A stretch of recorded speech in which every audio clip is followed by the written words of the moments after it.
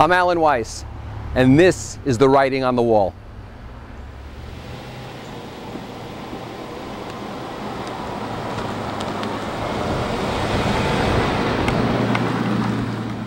I'm Alan Weiss, this is the writing on the wall, episode 28. Let's vent against the slobs. Now, part of the reason for the writing on the wall is I get to vent about things that are irritating me at the moment, and this is what's irritating me at the moment, and maybe it's irritating you as well. There are too many slobs around us.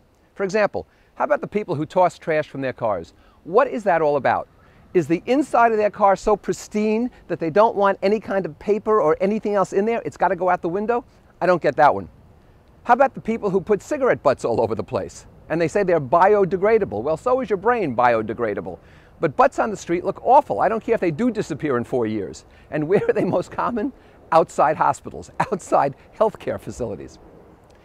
I love the people who put their feet on the theater seats. That's really neat. Unless you're a 6'8" basketball player, I can't see the reason to do that. Somehow, though, there's a correlation because these are the same people who tend to narrate the movie out loud as it proceeds. There are the people who leave the bottle of beer on the elevator. Now that's really classy. And so you're in a Hyatt or a Westin or wherever, and you get on the elevator and there's a bottle of beer left there for someone else to get. These must be the people who don't want it in their cars either. When you fly, my advice is never to pull that seat pocket out and look inside, because you're looking into the bowels of hell. People now are putting everything in there, not all of it dry. Stay away from the seat pockets. The airlines only clean them out when the planes are serviced, and apparently that's once every 3 years. I also like the people who lick their fingers when they make change. Oh, can I give you 10 singles? Well, okay. 1, 2, 3. Oh, forget it. Keep the change. You have to lick your fingers, or what? The bills stick together? Probably because they came from the inside of the airline seat. Pushing your food onto your fork with your fingers is another favorite of mine. And I see this in all kinds of restaurants these days. I see people eating salad with their fingers, people talking with their mouth filled. What gives? I don't know, but I'd like a table for two somewhere in a corner. When you go to the restroom in that restaurant, you see something interesting. It says, all employees must wash their hands. My question is this: why only the employees? Are they the only sloppy ones? Why shouldn't everyone have to wash their hands leaving the restroom?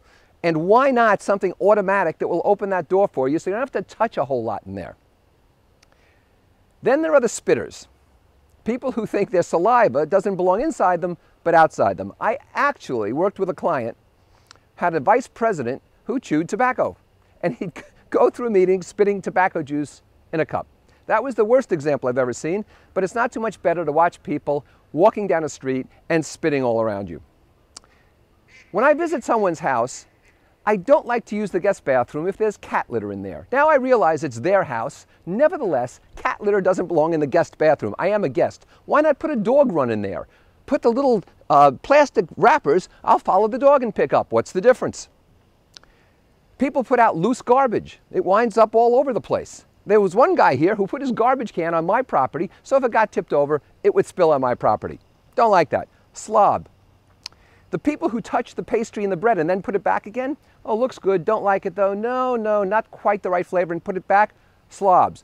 Some of them might take a bite out of it for all I know. If you touch something, you own it. If you don't want to eat it, throw it out the car window.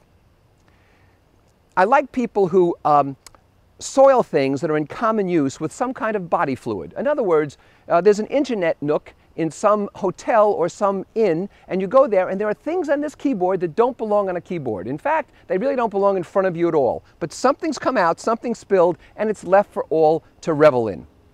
One of my all-time favorites is changing diapers in public areas. Now, I'm not anti-feminist, I'm not anti-family, but if you're in an airline lounge, can't you use the restroom to change the kid?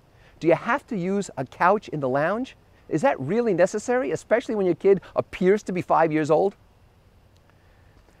Men with hair growing out of places it shouldn't grow, which is pretty much every place except the top of your head, really should take it easy if they're in public.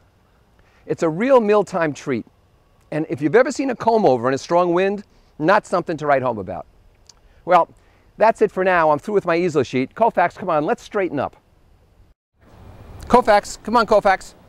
Let's go, Koufax. Come on, Koufax. Good boy.